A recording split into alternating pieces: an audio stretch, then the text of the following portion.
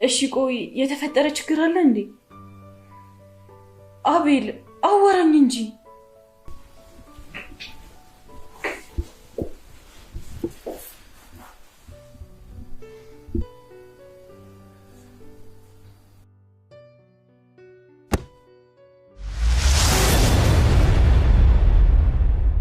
ብዙ አይዘልቅም እንጂ ማለት ብዙም ማሽቃበጥ ፍቅርን አያዘልቅም። እና ታዲያ ምንድነው የሚያዘልቀው? የሚያዘልቀውማ አንዴ ስልክ ላውራ።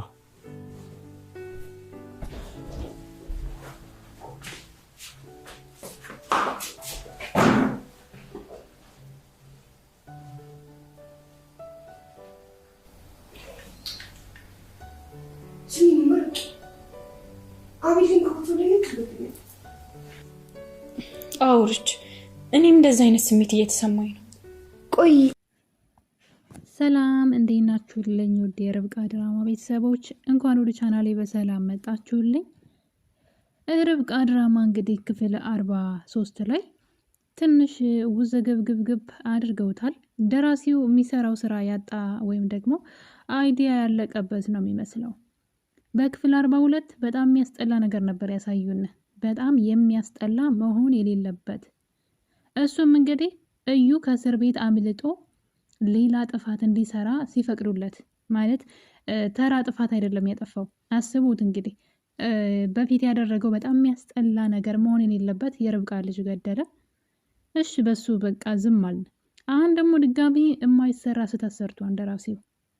ለምን እንዳስፈለገ ከዚህ ምን እንደምንማር ራሱ ግራ እስኪገባን ማለት ነውና ለምን እንደው አላውቅም። ይሄ ድራማ መልሶ እንግዲህ ከክፍል 30 በኋላ ተበላሽቷል። በተለይ ደግሞ እዩ ከእስር ቤት ከወጣ በኋላ ድራማው ሀሳብ የጠፋበት ነው የሚመስለው። እንዴት ብሎ ነው? ቆይ አሁን እኔ እኮ ግራ ገባኝ። እንዴት ብሎ ነው ሪች እንድትደፈር የተደረገው? ምን እንማር ከዚህ? ማለት ሪች ተደፈረች ማለት ለምን? ምን እንበልሽ? አሁን እዚህ ጋር የምንማረው ነገር ምን ይዘን እንውጣ ከዚህ ላይ? የሪች መደፈር ምንድን ነው ማለት? እንትን የሆነ አደጋ ውስጥ እኮ ገብተን እየተፍጨረጨርን ከአደጋ ልንተርፍ ልንፈተን እንችላለን። ግን ለምን ማለት ምን እንማር ከዚህ? ይቺ ልጅ አሁን የርብቃ ጓደኛ ሪች ለምን ተደፈረች? ምንድን ነው የሚያስተምረው መደፈሯ? እና በጣም ነበር የሚያስጠላው። ሪች ልትደፈር አይገባም ነበር። ልትሰቃይ ትችላለች፣ እዛ ጋር ታግታለች ከማሚቴ ጋር። ግን ለምን ግን በዚህ መጠንና ትንሽ እንዴት እንደሆነ ብቻ አላውቅም። ርብቃ ድራማ በጣም ነበር የምንወደው። የብዙዎቻችን ህይወት የፍቅር ህይወት ይቃኛል ከዛ በፍቅር መፈተንንና እሱን ስለሚያሳየና በጣም እንወደው ነበረ። እና ደራሲው እንግዲህ አበላሽቶታል ማለት ይቻላል። መደረግ የሌለበት መሆን የሌለበት ነገር እንግዲህ ሪች እንድትደፈር ተደርጓል።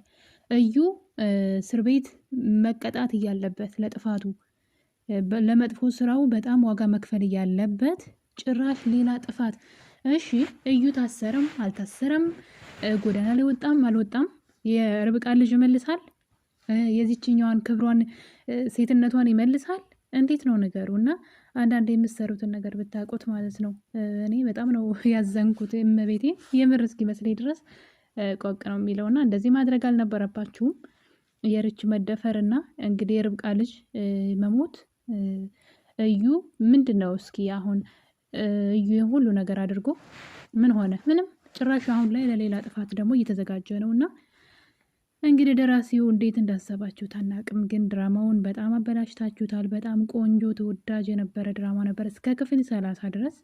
ከዛ በኋላ ግን የሆነ የማናውቀው ከድራማው ጋር ራሱ ማሄድ ነገር ነው እያየን ያለ ነው። እና እዩ እንደውም ለጥፋቱ ዋጋ መክፈል ነበረበት። እስር ቤት አይደለም፣ እስር ቤት ለሱ እንደውም የተመቻቸ ላይፍ ነው አይደለ? ዋጋ መክፈል ነበረበት ላደረገው ነገር በቁሙ እያለና ከዛ ተቃራኒ ነው እንግዲህ የሆነው። በጣም በሚያስጠላ ሁኔታ ሪች ተደፈራለች። እንግዲህ የርብቃ ልጅ ይሞታል። መፍትሄ የለም። አሁንም እዩ እየኖረ ነው። ጭራሽ ሌላ በቀል እያሰበ ነው። እና እንግዲህ በክፍል 32 ላይ ማሚቴና ሪቾ ታግተው ነበረ። ሪች ደግሞ ከስልኳ ጋራ ካሜራ ገጥማ ነበር ማለት ከቤቱ ካሜራ ጋራ አገናኝተው ስለነበረ የት እንዳለችና ምን እያደረገች እንደሆነ ትታያለችና እንግዲህ እሱን ነገር እንዴት እንዳደረገችው ባናቅም ልጅቷ በነገራችን ላይ በጣም ቆቅና ጎበዝ ልጅ ናት። ምን ማድረግ ምን መስራት እንዳለባት ጠንቅቃ ታውቃለች። ምናልባት ርብቃ ራሱ ቆማ መሄድ የቻለችው በእሱ አግዛ ነው። የጓደኝነት ጥግ ናትና እንግዲህ ከዚህ ነገር ሁሉ በኋላ ሪች ከታገተች በኋላ ከማሚቴ ጋር ግን ማሚቴን እንድትወጣ ከፈቀዱ በኋላ እሷን ግን እንግዲህ በጥበቃ ወይም ደግሞ እንዲያግት በተሰጠው ሰውዬ ትደፈራለች። እንዲደፍራትም ያዘዘው ማን ነው? እዩ ነው። አቤል መድረሱ ላይ ቀር ለምን ሳትደፈር አደረሰላት? እና በጣም ነበረ የምር እስኪመስል ድረስ የከፋንና ብዙዎቻችን ተከፍተናል በዚህ ነገር። እና እንግዲህ ነገር በዚህ ከሆነ በኋላ እዩ አሁንም አልተቀጣም። በክፍል 43 ላይ ሌላ አዲስ ታሪክ ደግሞ ይዘው መጡ። ከዓመታት በኋላ ብለው የርብቃና የአቤልን እየተገናኙበትን ቀን 2ኛ ዓመት ሲያከብሩ ያየን ነበረ። እዩ ጎዳና ላይ ወድቋል። ጎዳና ላይ ሆኖ ግን በሱስ ውስጥ ተጠምዶ በቀልን እያሰበ ነው። በፍጹም አቶ አቤልማ ያ ሁሉ ንብረት ተንደላቆ እየኖረበት እኔ እዚህ እንደዚህ በጎዳና እየተቆራመድኩ አልኖርም እዩ አስብ እያለ ነው። ያ ማለት ምንድን ነው እንግዲህ አቤልን ሊበቀል እንደ አዲስ ሊነሳ ነው ማለት ነው። እና ለምንድን ነው አቤል ብቻ እየተጎዳ የአቤል የሆነ ነገር ሁሉ እያጣ እሱ ግን ወንጀሉ እየተመቻችለት ወንጀል እየሰራ የሚኖረው? በጣም ከባድ ነው ቢታሰብበት። እዩ ያደረገው ነገር ራሱ በጣም ቀፋፊ ነው። እዚህ ቀደም አይደለም ሌላ ጥፋት ሊዘጋጅ ማለት ነው። እና በዛ ላይ ደግሞ ወንድም በወንድሙ ላይ ነው በጣም በሚያሳዝን ሁኔታ።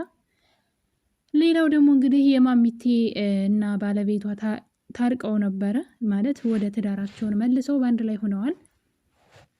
ነገር ግን ልጃቸው አሁንም አልተገኘችም። እኔ ግራ የገባኝ መቲ ተቀይራለች መሰለኝ። መቲ በሌላ ሰው ተቀይራ ይሆን አላውቅም። ነገር ግን የማሚቴ ልጅ አሁን ላይ ወደ ሀገር ራሄል ትባላለች ወደ ሀገር ገብታለች። ጀርመን ሀገር ነበር የምትኖረውና ጫካ ውስጥ ሰው ሊደፍራት ሲል እንግዲህ እዩ ያድናታል። እናም ከዩ ጋር አብራ ነው ያለችው። ይቺ ልጅ እንግዲህ የማሚቴ ልጅ ናት ማለት ነው ይመስለኛል። መቲ ወይ አይደለችም። መቲ ከድራማ ወጣ ይሆን ተቀይራ ይሆን በሌላ ሰው አላውቅም። መቲ ብትሆን ምናልባት እዩ እንዳያት ያውቃት ነበረ።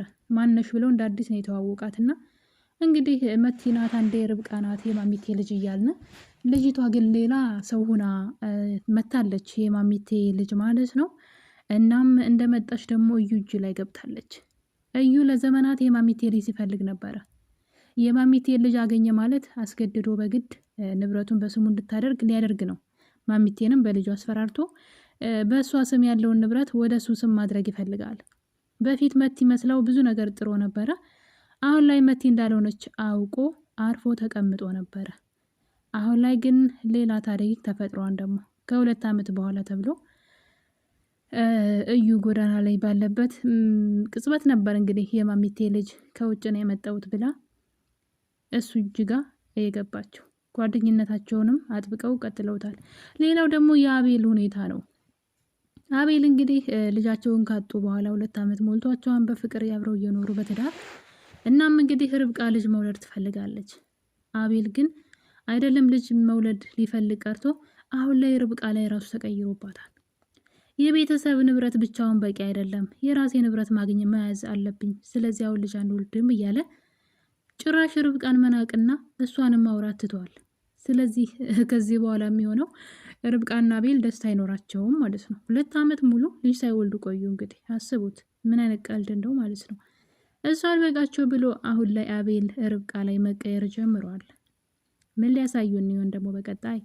አቤል አሁን ላይ በጣም ተቀይሯል። የድሮ አቤል አይደለም። ያለ ርብቃ የሚንሰፈሰፍላት ሰው አይደለም። ለምን እንደው አላውቅም። እናንተ ፍቅር ያልቃል እንዴ? ጊዜው እየሄደ ሲሄድ ፍቅር እያለቀ ነው እንደሚሄደው? እንደዛ እንዳይኑ ብሌን የሚያያትን የሚንሰፈሰፍላትን ልጅ አሁን ላይ አይንሽ ላፈር እያላት ይገኛል። ስለዚህ ከዚህ በኋላ ደግሞ የርብቃ ስቃይ ሊቀጥል ነው ማለት ነው። በዛ ላይ ደግሞ እዩ አሁንም አይተኛላቸው። በፍጹም እኔ እንደዚህ በመከራ ውስጥ በጎዳና እየኖርኩኝ አቤል እዛ ንብረት ላይ ተንደላቆ አይኖርም፣ በቤተሰቡ ንብረት ላይ። ስለዚህ የሆነ ነገር ማድረግ አለብኝ እያለ እዩ ሌላኛውን በቀሉን እያሰበ ይገኛል። ስለዚህ ርብቃ ከዚህ በኋላ ከላይም ከታችም በእሳት ላይ ነው የምትሆነው። እዚህ ጋር ባሏ፣ እዛ ጋር እዩ ማለት ነው። እና ብቻ ብታስተካክሉ ጥሩ ነው። ድራማውን ትንሽ መስመሩን የለቀቀ ይመስለኛል። ርብቃ ደግሞ ከዚህ በላይ መቀጣትና መሰቃየት አለባት ብዬ አላስብም። እንደምታስተካክሉልን ተስፋ አለኝ። ርብቃ ድራማ ደራሲ ስለነበረን ቆይታ ሁላችሁንም አመሰግናለሁ ቤተሰቦቼ። ለቤቴ አዲስ ከሆናችሁ ሰብስክራይብ ማድረግን እንዳትረሱ። ሰብስክራይብ አድርጉኝ። ቪዲዮውን ደግሞ ስትጀምሩ ላይክ፣ ሀሳብ አስተያየት ካላችሁ ኮሜንት አስቀምጡልኝ። ስለነበረን ቆይታ አመሰግናለሁ። ሰናይ ጊዜ